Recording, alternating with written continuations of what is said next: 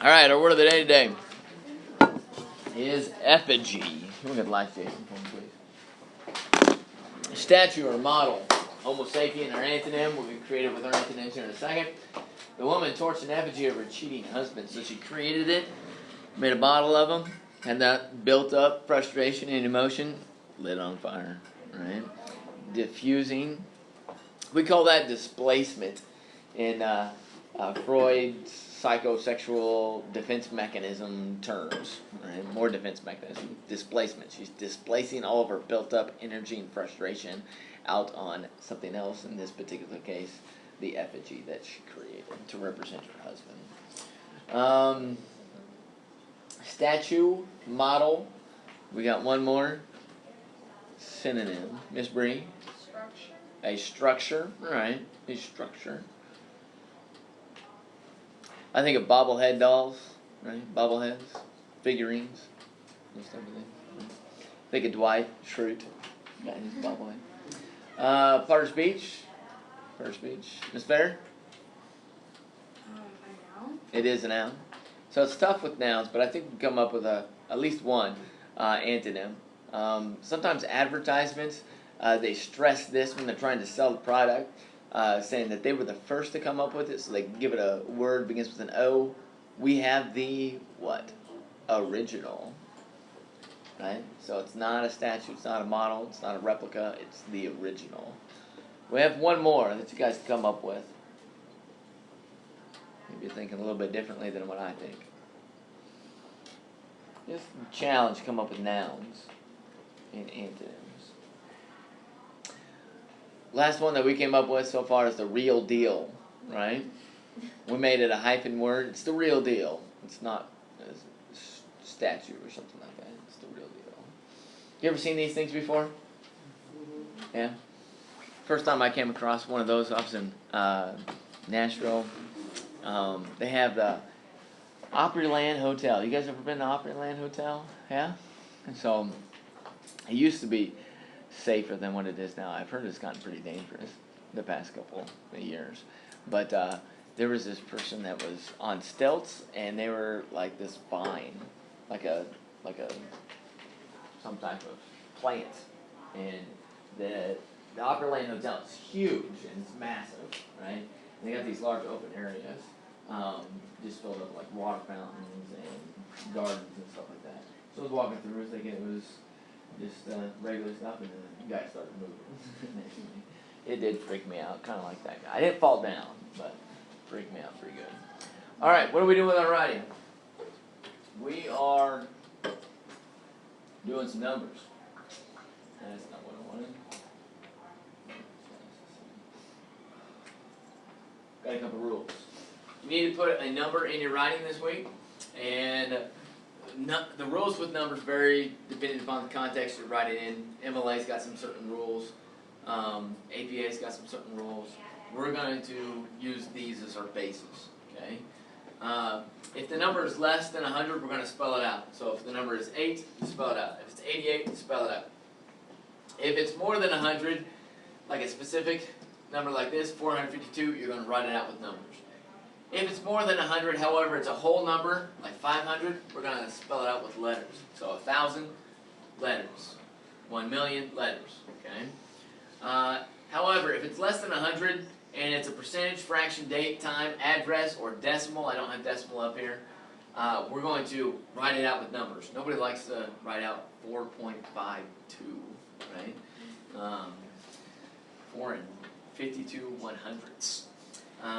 So if it's a percentage, again, decimal, write those out with numbers. Fractions, this one, there are a couple of exceptions. It's a very common fraction, like a quarter or a half. You can spell that out.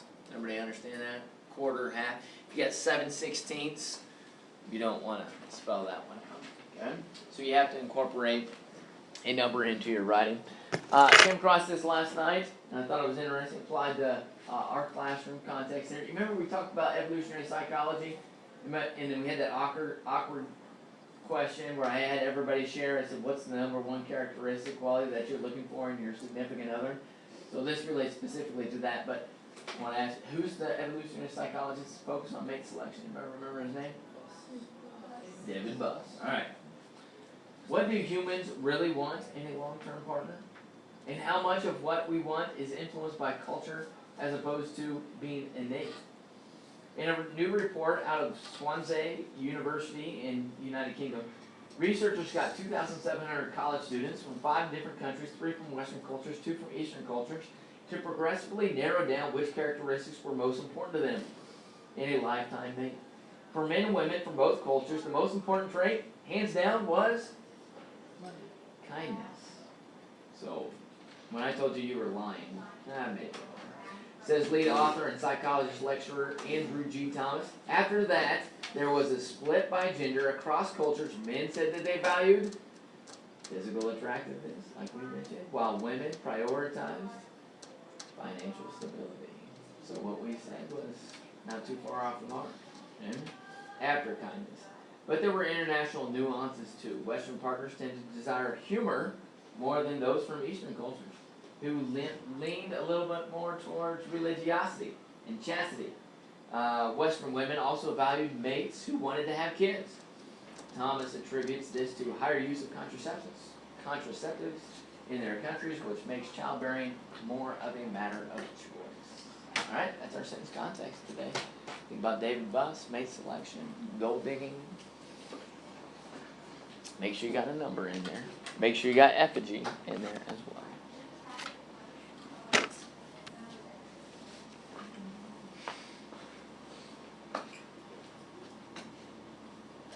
Maybe you can make up a stat.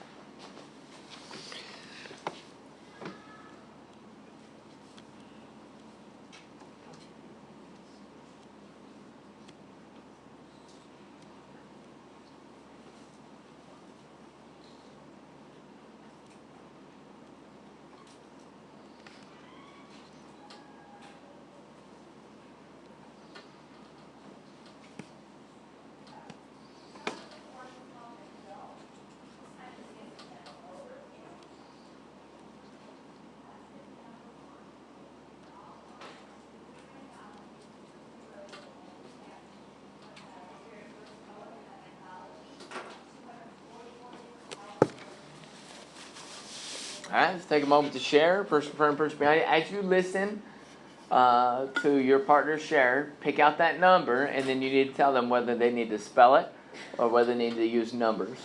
Okay?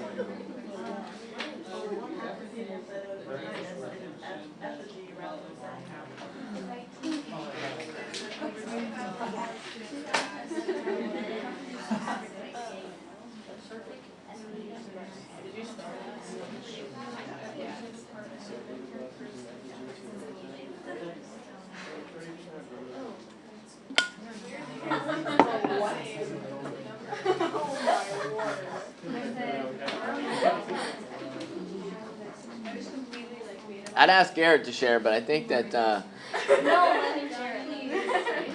may affect his appearance from, imagine, women. What you got, Garrett? I said David Buss used an effigy to represent his data showing that 30% of women are gold diggers. Okay. He used an effigy to represent this statistic that 30% of women are gold diggers. All right. Now, of course, he would probably have a higher statistic than 30%. He probably would. So he would probably say, yeah, you would. He was taking into consideration, his, perception of others there. All right, very good. 30%. So would that be a number, or is that written out in letters? Numbers. It's a percentage there. Good. All right. Get your own books up. Go to the classroom website. We're going to start working on our card game assignment today.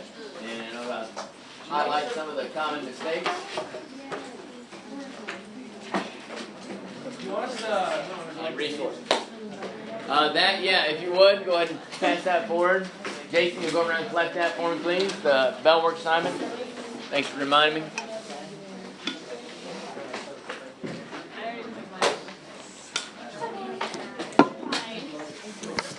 All right, Chromebooks up. Going to the website. If you guys got your eyes up on the screen, the link we're using is on the left-hand side, second from the bottom. It's this card game assignment there. We're going to have an opportunity to work today and tomorrow in class on this assignment. It does take a little bit of time, and there's a particular format that I want you to complete it in, and I'll show that to you in a moment. It says, listed below are 34 parts of the brain, nervous system, neurons, neurotransmitters. Your task is to choose a specific card game and describe the ways in which the following neurological parts function to help you participate in your card game. You need to utilize 25 of the 34 items listed below. Type your responses on a separate sheet of paper. Okay?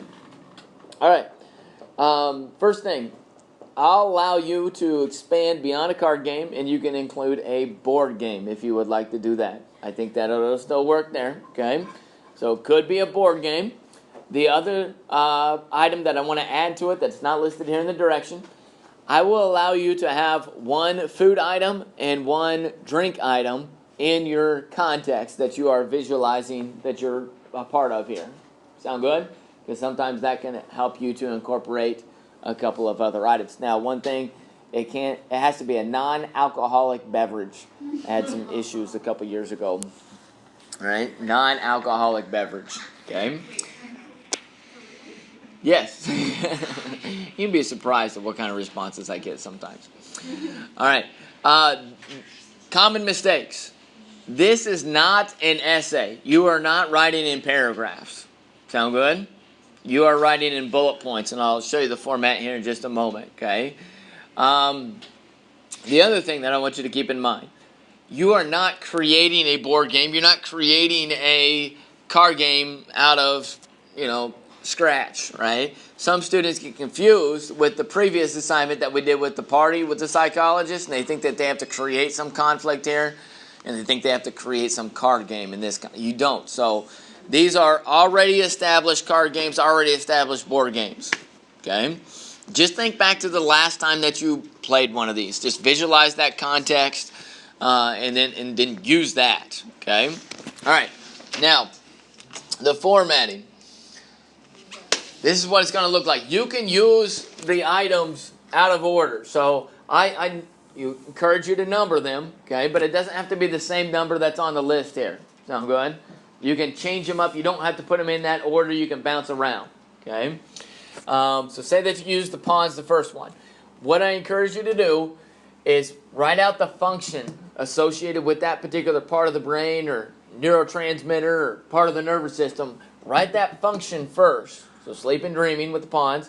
And then put a semicolon. Then after that, you're going to write out how is it applied to the card game. That's really what we're answering here after the semicolon. How is it applied? Sound good?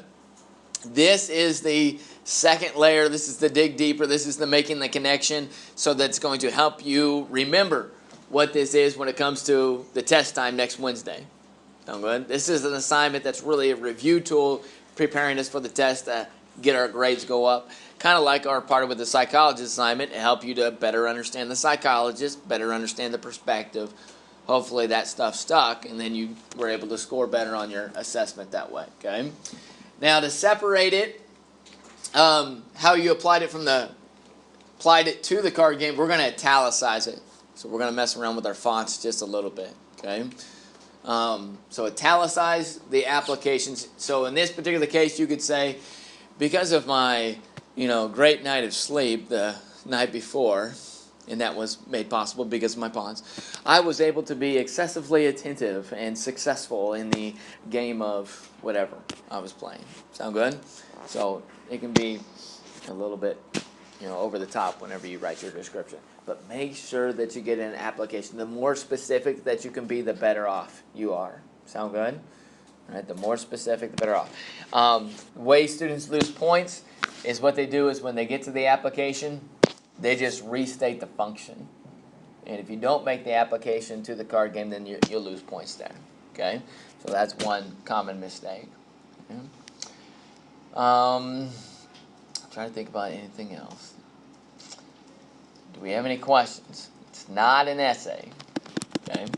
If you come up with a game that you feel is a bit unique, I'm pretty familiar with lots of board games and lots of different card games. One thing that I've done quite a bit of.